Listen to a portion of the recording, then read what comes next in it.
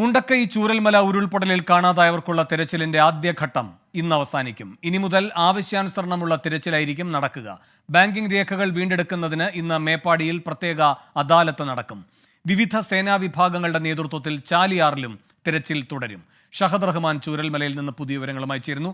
ഷഹദ്, ഇനിയുള്ള തിരച്ചിലിന്റെ സ്വഭാവം എങ്ങനെയായിരിക്കുമെന്നാണ് ഏകദേശ ധാരണയായിരിക്കുന്നത്?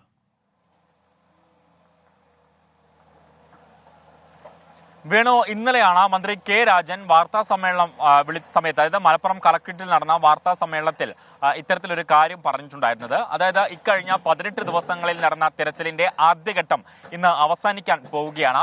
ഇന്ന് വൈകിട്ട് വരെ മാത്രമേ തിരച്ചിൽ ഉണ്ടാവുകയുള്ളൂ. അടുത്ത ദിവസം നടത്തുന്ന തിരച്ചിൽ എന്ന് പറയുന്നത് അത് ഈ ബന്ധുക്കൾ അതുപോലെ തന്നെ ഏതെങ്കിലും നാട്ടുകാരൊക്കെ ചൂണ്ടിക്കാണിക്കുന്ന ഇടങ്ങളിൽ മാത്രമേ തിരച്ചിൽ നടത്തുകയുള്ളൂ.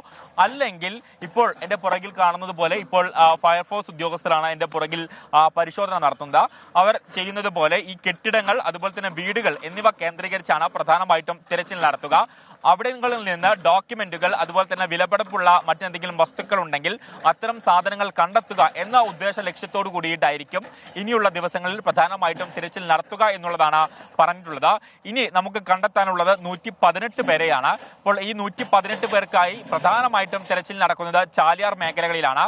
ഇപ്പോൾ ഞാൻ നിൽക്കുന്ന ഈ ചൂരൽ മലയിൽ ഇതിനോടകം തന്നെ പല ഘട്ടങ്ങളിൽ, അതായത് 2ഉം 3ഉം തവണ ഇവിടുത്തെ പലയിടങ്ങളിൽ തിരച്ചിൽ നടത്തിയിട്ടുണ്ടായിരുന്നു. എന്റെ വലതുവശത്ത് കാണുന്നത് ഹിറ്റാച്ചി ഉപയോഗിച്ച് ഇപ്പോൾ ഇവിടെ നടക്കുന്ന പ്രധാനപ്പെട്ട കാര്യം എന്ന് പറയുന്നത് ഇവിടെയുള്ള ഈ പാത അത് കുറെ കൂടി ശരിപ്പെടുത്തുക, അല്ലെങ്കിൽ പാത കുറെ കൂടി സൗകര്യപ്രദമാക്കുക എന്നുള്ളതാണ്.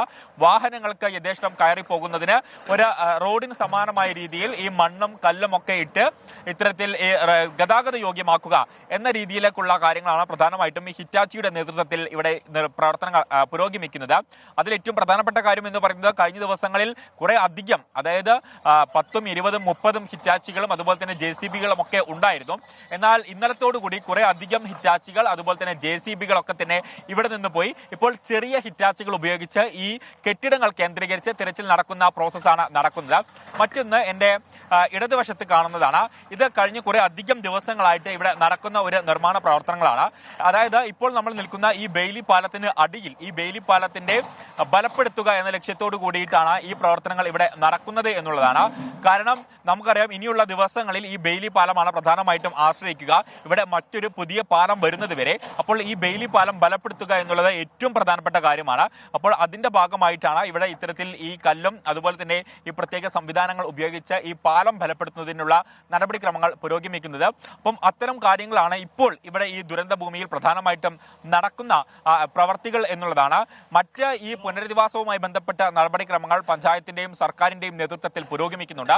അതോടൊപ്പം തന്നെ ഈ രേഖകൾ വീണ്ടെടുക്കുക എന്നുള്ളതാണ് ഏറ്റവും പ്രധാനപ്പെട്ട കാര്യം. അതുകൊണ്ട് അതിന് അനുസൃതമായിട്ടുള്ള നടപടികൾ, പ്രത്യേകിച്ച് ബാങ്കുകളിൽ നിന്നുള്ള വിശദാംശങ്ങൾ ശേഖരിക്കുക, അതുപോലെ തന്നെ റേഷൻ കാർഡ് വീണ്ടും തിരികെ കൊടുക്കുക, ആധാർ കാർഡ്, ID കാർഡ്, അപ്പം ഇത്തരം രേഖകളൊക്കെ വീണ്ടെടുക്കുന്നതിനുള്ള നടപടികൾ ജില്ലയുടെ വിവിധ മേഖലകളിലായിട്ട് നടക്കുന്നുണ്ട്.